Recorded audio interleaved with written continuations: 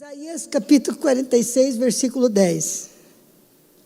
Isaías capítulo 46, capítulo 10. Quero ler dois textos bíblicos para ilustrar o que eu quero colocar para o teu coração no dia de hoje, dando continuidade, à nossa mensagem de domingo.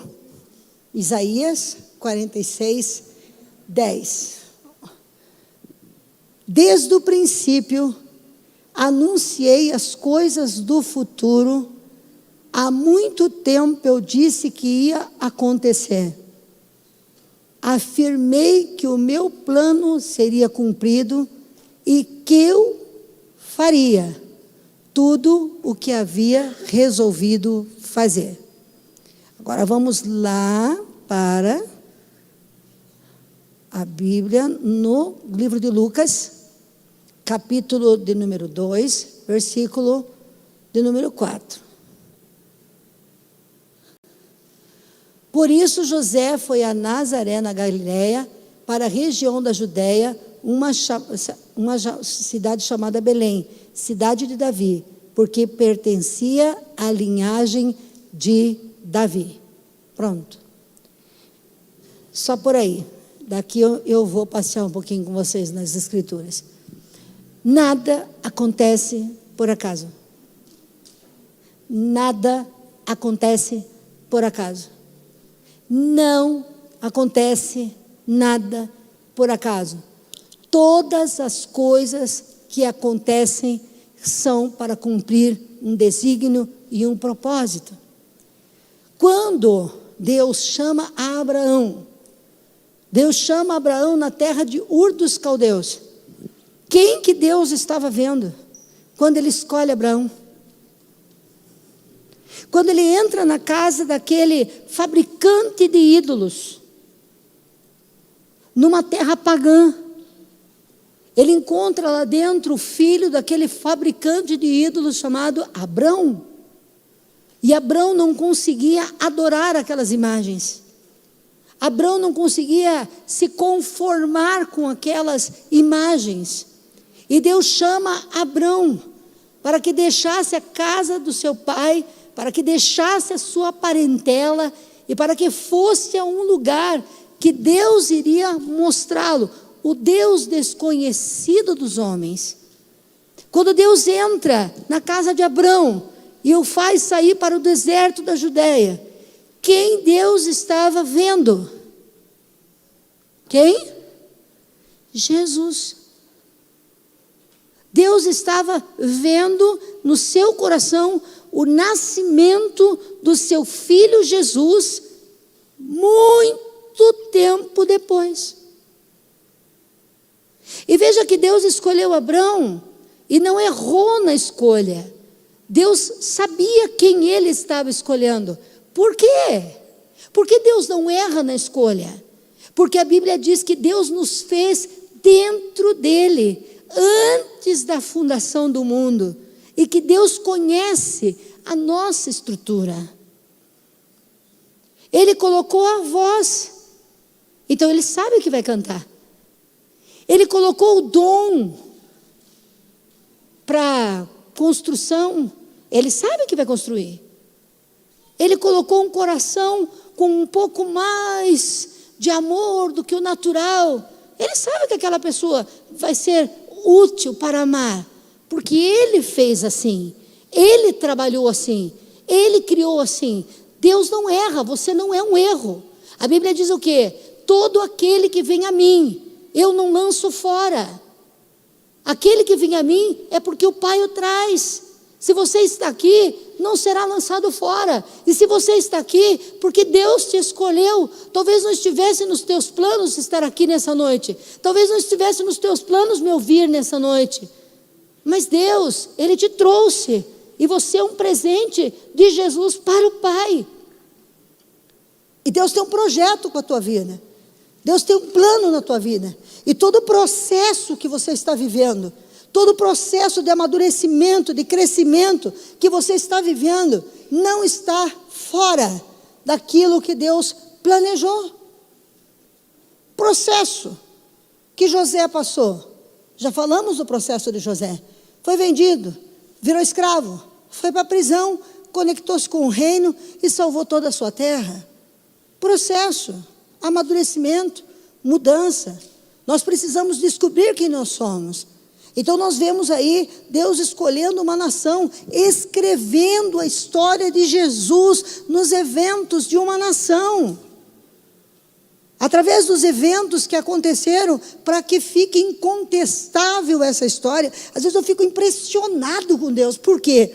Ele poderia ter levantado uma pessoa, ele levantou uma nação. Essa nação existe, essa nação está lá, na Judéia. Em março eu vou estar lá pela 3ª vez, levando mais uma caravana. Então quando você caminha por aquela terra, você se arrepia, porque o que está escrito na história, aquilo que nós lemos na Bíblia, nós andamos no Monte das Oliveiras, nós descemos pelo lateral do Monte das Oliveiras, nós vemos as oliveiras da época de Jesus, na grossura de 10 homens se abraçando, uma oliveira com mais de 2000 anos, elas estão lá. Elas estão lá. Quando Deus fala que abriu o Mar Vermelho está lá.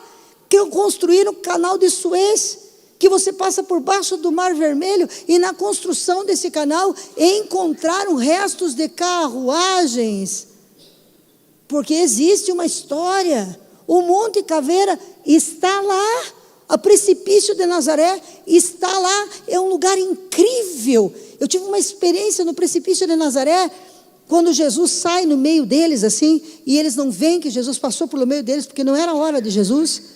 Quando não é a nossa hora, a gente sai ileso no meio das pessoas, ninguém nem vê, ninguém nem entende como que escapou desse acidente, como é que escapou de ser linchado, como é que escapou da morte com essa enfermidade, porque quando não chegou a tua hora, você não cumpriu o teu propósito, você sai pelo meio, e ninguém nem vê por onde você saiu.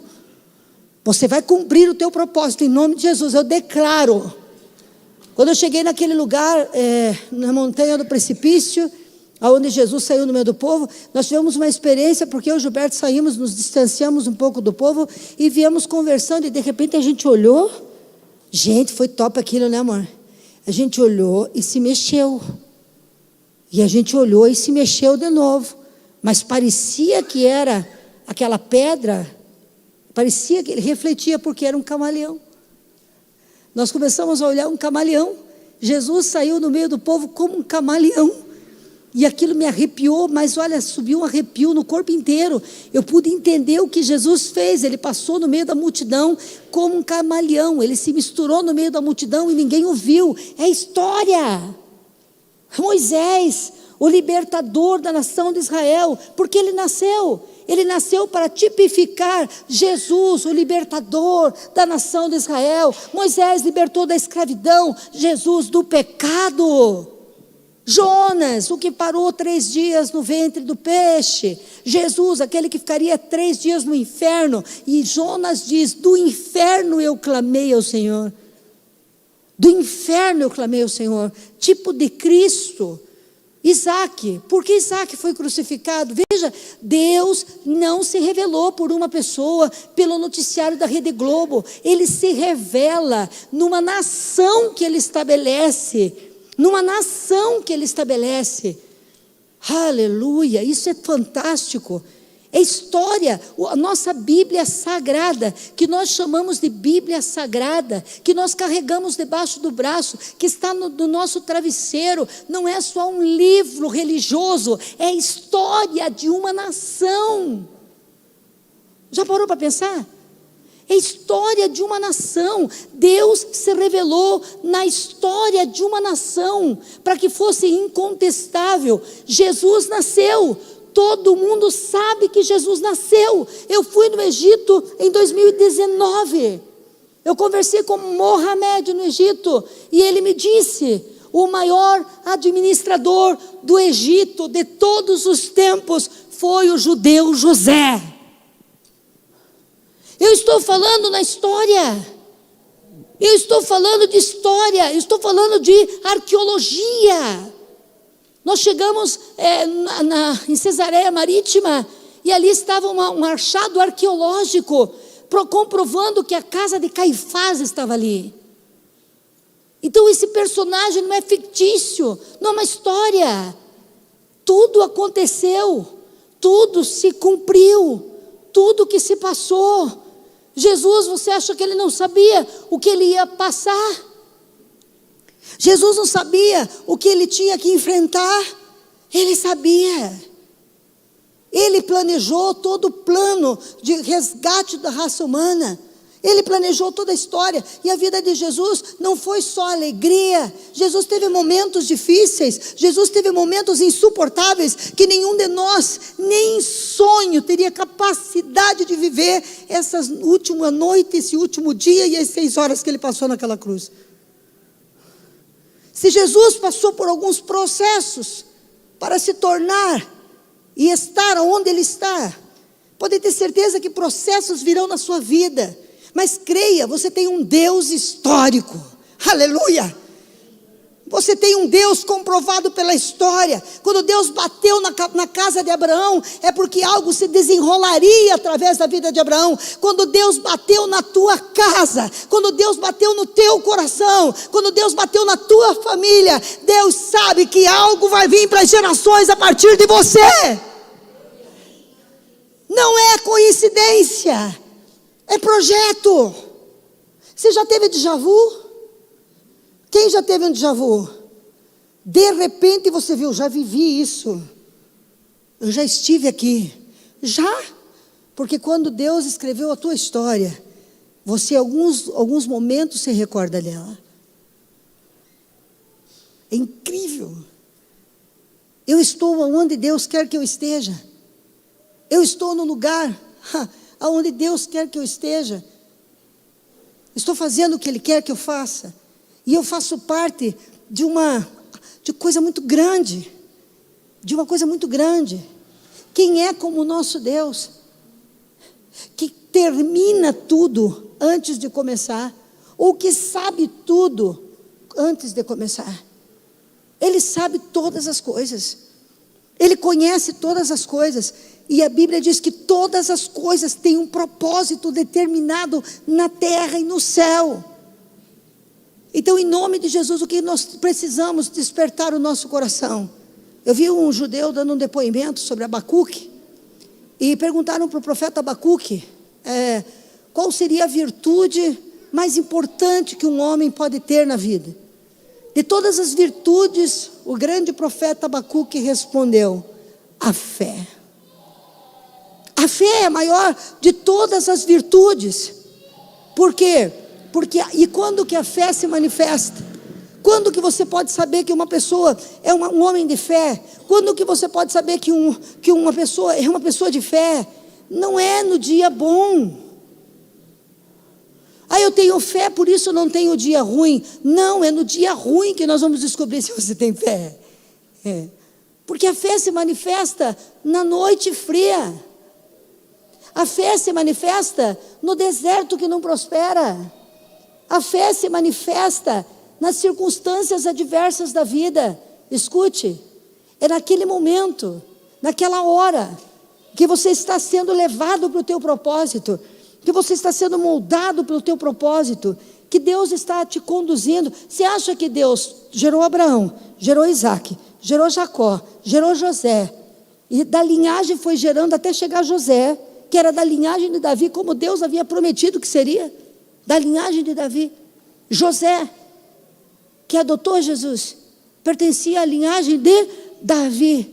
Maria pertencia à linhagem de Davi. Jesus foi consagrado como filho de Davi.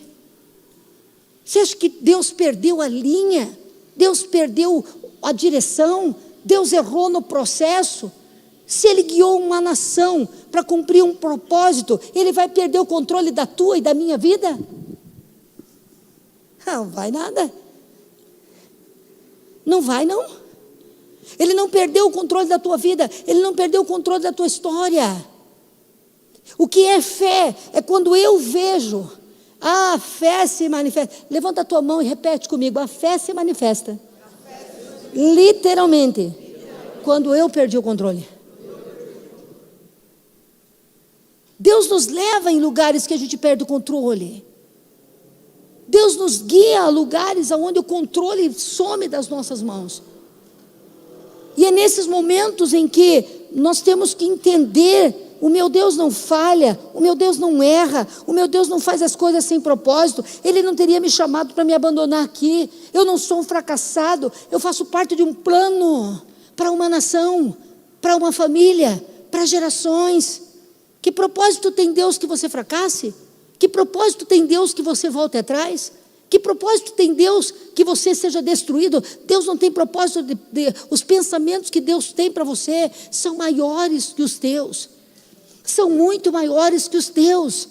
Os pensamentos que Deus tem preparado para você, nem olhos viram, nem ouvidos ouviram, e jamais chegou ao coração do homem aquilo que Deus tem para você. Só que você precisa crer no momento da adversidade. Aleluia. Porque às vezes nós não entregamos o controle para Deus, sabia disso? Muitas das vezes nós estamos no controle de tudo. A gente só chama Deus para assumir o controle de alguma circunstância quando a gente reconhece que perdeu o controle. Vai capotar, vai virar, vai explodir. Está lá, 10, 9, 8, 7, 6, 5, 4, 3, senta Jesus. Ai. Até o último segundo, muitas vezes nós queremos guiar Deus para fazer a nossa vontade. Quem concorda comigo, diga glória a Deus. Amém? Então, naquele momento obscuro, aquele momento difícil, você tem que entender quem você é. Você tem que entender quem é o Deus. Deus não joga coisa fora. Ele não dá cartada errada. O nosso Deus tudo planeja. Tudo é perfeito. Até esse momento ruim e difícil vai ser o momento mais feliz da tua vida, quando você subir os degraus desse altar, para subir aqui em cima e dizer: algo aconteceu, algo Deus fez, minha família foi transformada, o câncer desapareceu. É no momento da perda de controle que entra a fé. É no momento da perda de controle que nós estamos num túnel escuro, não enxergamos nada. Nós temos que acreditar que aquele que nos chamou, aquele que nos escolheu, é o Deus do propósito, e que o Deus do propósito nos guiará em nome de Jesus, sem que a gente entenda até o nosso destino. Deus vai te guiar. Não fica preocupada, Iris. É assim mesmo. Você tem que perder o controle para Deus entrar. É assim mesmo. Pastora, eu me converti. Pastora, eu aceitei Jesus. E nossas coisas parecem que pioraram em algum determinado momento, meus pensamentos, na minha casa. É verdade. Entrega, que Ele vai colocar esse avião. Ele vai colocar esse avião nos altos ares. A impressão que a gente perde tudo, mas não é perde, como é que eu posso dizer? Como é que eu posso falar para vocês? É a troca de direção. A troca de direção. José teve que... O que José entendia? José teve um sonho. No sonho ele via a lua e as estrelas se curvando para ele, e via os 12 feixes, né, de trigo se dobrando ao feixe dele. O que ele entendia? Ele sonhou com tanta grandeza, ele se sentiu tão honrado, e o sonho dele foi, de repente, desandou para um calabouço, para uma cova, para uma prisão. Ai, não foi isso que Deus me prometeu. Mas o caminho do trono, para o nome acima de todos os nomes, passou pela cruz.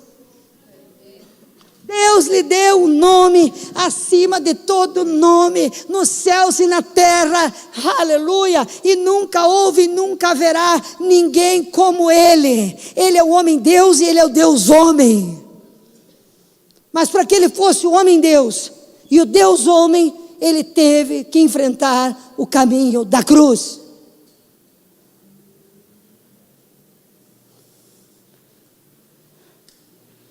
Jesus tinha todo o controle sobre todas as suas emoções, sabia tudo o que ia acontecer, mas chegou um momento lá no Monte das Oliveiras, no Getsemane, que ele disse: Deus, Ai, ai, ai, ai, ai. Afasta de mim este. Deus afastou? Diga assim, graças a Deus. Porque se Deus afastar alguns cálices da gente, muita gente não vai ser salva. Muita gente não vai ser transformada. Muita gente não vai ser impactada. Vou dizer uma coisa para você. É nesses momentos que eles vão ver a glória de Deus. É nesses momentos de obscuridade da caverna que as pessoas vão enxergar quem é Deus. Porque quem tem Deus, mesmo que perca o controle, está no piloto automático. Mas o piloto automático de um crente é Jesus. É o propósito. É o propósito. É o propósito. Deus não errou o caminho. Gente, Deus não errou o caminho. Deus não está errando o caminho. Ele está te levando. Ele não está pegando atalho, não. Ele está te levando. Ele está te levando. Ele está te levando. Está te conduzindo. Ele está levando. Descansa. Ele sabe como chegar lá. E depois que você chegar, depois que estiver pronto, você vai olhar para trás e só então você vai dizer, fez e faz sentido. Fez e faz sentido. Não fazia sentido para o meu pai ter uma filha tão braba. Não fazia sentido ter uma guerreira dentro de casa. Agora faz. Agora ele diz, puxa vida, hein? Nunca quis. Minha maior bronca com os meus pais não era porque eu era sem vergonha, não era porque eu não gostava de ficar em casa. Eu só queria estar na casa dos outros. Né, pai? Tonight, né? Por que será que eu gostava? E quando eu ficava para limpar a casa, eu arrumava 2, 3 para vir junto comigo. Porque eu sempre gostei de comandar. Lave a louça, vá ao chão, arrume a cama e depois eu vou fazer gelatina para vocês. Mas se vocês não fizerem direito, não vai ter gelatina. É verdade? Eu sabia disso, que eu fazia gelatina e pudim para elas? Estou confessando, me perdoe, mas eu fazia. Tudo as primas. Tudo elas. E depois nós brincávamos de Severina Chique-Chique. E dançava a véia debaixo da cama. Né, pai? Você não sabia dessas coisas, né? A vida é assim. Depois de 57 anos, o ser humano confessa. Muitas coisas vindo à luz, meu pai. A minha brincadeira era Severina Chique-Chique, a véia debaixo da cama. Conhece essa? Eu brincava com as primas. Olha que doideira, cara. É por sinal que eu sou velha mesmo. Já estou ultrapassado, que vocês nem sabem do que eu estou falando. Mas aquela mulher braba, aquela menina que governava, aquela menina que tinha um monte de gente em volta dela, eu não me influenciava com os outros, não. De jeito nenhum. Uma vez o meu primo me entregou um pacote de cocaína na minha mão. Eu tinha 14 anos. Eu dei uma bronca nele. Eu desci na ponta do rio Barigui e joguei a cocaína assim, ó. Falei, isso aqui não é para você. Nunca. Nunca, mas sempre fui teimosa. Por quê? Teimosia é virtude. Diga por quê? Porque quando é com Deus, a gente é perseverante. A gente só vive teimoso quando a gente está teimando contra os pais, contra o que é correto. Mas o camarada mais teimoso pode se tornar o cara mais fiel e obediente e destemido. Porque quando a teimosia se converte, vira perseverança. E do que eu desisto? Não desisto. E você quer ver eu ficar doida, é você dizer, duvido. O que você falou? Olha, já até na oração, Satanás fala no meu ouvido às vezes, isso não vai dar certo. Quê? Vai dar? Porque Deus me desenhou assim. E as coisas do meu pai hoje olha para trás e entende a personalidade que eu carregava. Com quem Deus havia me desenhado para trabalhar.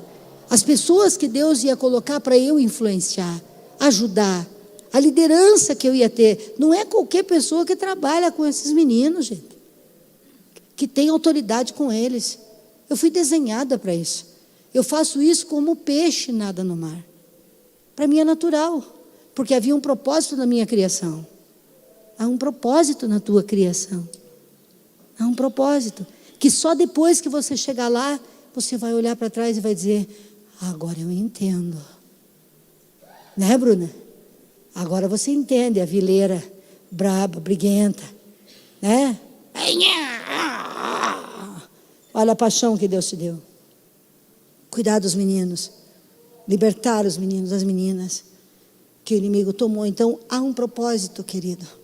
Há um plano, querido, que só você vai entender. Olha aqui para mim, mais uma vez eu vou dizer. Hoje meu pai entende. E hoje ele já não tem mais nervoso comigo. E às vezes, talvez se ele quisesse me proteger, ele diria: não vai lá mexer com aqueles meninos, como um bom pai. Não vai lá brigar com um ladrão, com um bandido. Mas hoje ele não faz mais isso. Hoje ele me ajuda a cuidar dos meninos. Por quê? Porque depois de 57 anos, também ele entendeu a luta dele. Quem Deus deu para ele criar? E criou bem. Quem Deus deu? Hoje ele entende. Hoje você não entende o que você está enfrentando. Mas quando você chegar no teu propósito, na realização do teu sonho, você vai olhar para trás. José, quando chegou lá no dia do seu propósito, que os seus irmãos entraram dentro da sala para pegar comida. Quem lembra da história? Ele: agora eu entendi. Foi um plano de Deus. Fui enviado na frente de vocês para gerar alimento. Deus sabia que Jesus vinha da linhagem de Davi, e é por isso que o propósito encontrou José. Se José fosse da tribo de Efraim e não da tribo de Judá, não seria o homem correto. Já estava no plano que tinha que ser da tribo de Judá, da linhagem de Davi. Já estava no plano que tinha que ser sangue e descendência de Abraão. Já estava no projeto o sacrifício de Isaac. Porque, você sabe por que Isaac foi para aquela montanha? Quem quer saber? Jesus nasceu de uma mulher, sim ou não? Sim. A semente era de Deus, porque Deus guardou a semente e colocou dentro de uma mulher, sim? Mas Maria não tem um pai? Quem era pai de Maria? Abraão. Maria era filha de Abraão. Descendência de Abraão, de quantas gerações para frente, mas a menina era filha de Abraão, da linhagem de Abraão, judia. E o homem que adotou era filho de quem? Abraão. A criança que seria gerada dentro de Maria teria que ser o quê? Sacrificada. E seria chamado do quê? Cordeiro de Deus que tira o pecado do mundo. O que estava amarradinho ali do lado? O que estava amarrado do lado lá, doutora Daiane? Cordeiro. Naquele momento Deus fez uma aliança. Nosso filho vai morrer. Esse não. Esse é teu. Mas da tua descendência, eu vou pôr numa semente. E o nosso filho vai morrer.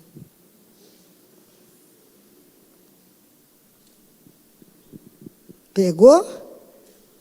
Jesus é chamado filho de Deus, mas também é chamado filho de Abraão. Filho de Davi. Até nos dias de hoje se diz: pai Abraão tem muitos filhos. Abraão é meu avô materno. Deus paterno. Pegou? Quem pegou aí? Então, aquele sacrifício que ninguém entendeu, a prova da fé, também foi uma aliança, que depois Deus disse: abençoarei aqueles que te abençoarem, e em ti, você não me negou teu quantos filhos? Único. Eu também tenho quantos filhos? Abraão entregou o seu único filho, que é o filho da promessa, aquele que Deus prometeu, não o que ele fez pelas desespero da vida. Mas o que Deus falou que viria da sua esposa, era o único filho de Abraão, e o único filho de Deus fez com que Deus e Abraão fossem pai de multidões. Agora entende? Agora compreende? Tem muita coisa que só vamos compreender depois.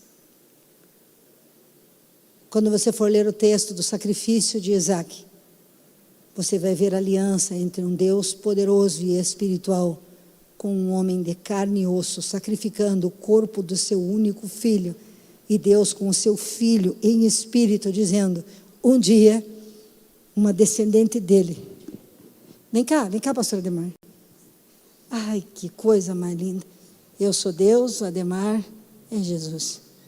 Está assistindo Isaac deitado no altar do sacrifício, e Deus está dizendo assim, um dia, um descendente deles vai fazer um corpo para você habitar nele.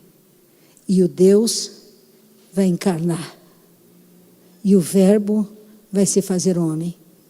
E esse verbo então será sacrificado e será chamado o Cordeiro. E nisso foi provido o quê? Cordeiro. Tudo tem propósito. O que será que Abraão pensou que estava indo fazer naquela montanha? Será que Abraão entendeu o que ele fez? Será que Abraão em algum momento conseguiu dimensionar que gerações para frente a filha dele geraria um corpo para o Filho de Deus se materializar na terra e salvar a humanidade?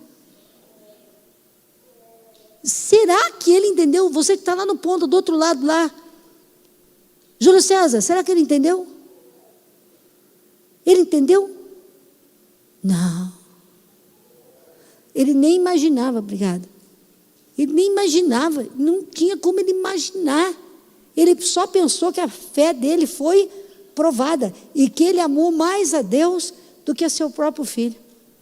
Ele não sabia que ali era uma aliança eterna, de salvação que se abriria para todas as gerações, em todos os tempos da humanidade, que aquele filho que geraria de dentro de Maria, desceria a mansão dos mortos, e até os que morreram antes, foram levados, em 1 Pedro 3,15 diz, foram levados. Ele não sabia, talvez você não saiba, mas o momento mais terrível e obscuro da tua vida, meu Deus, eu estou falando que é Deus aqui, e talvez você morra sem saber, porque Abraão morreu e não viu. Sabe quando que Abraão vai ver? Quando a igreja for arrebatada. Aí ele vai entender. Nossa, Senhor meu Deus, eu não sabia. Fique firme. Seja forte. Seja corajosa. Seja corajoso. Deus não errou de como Ele te formou e você não está na curva errada da vida. Se você está passando por isso, precisa. Se você está vivendo esse momento, precisa.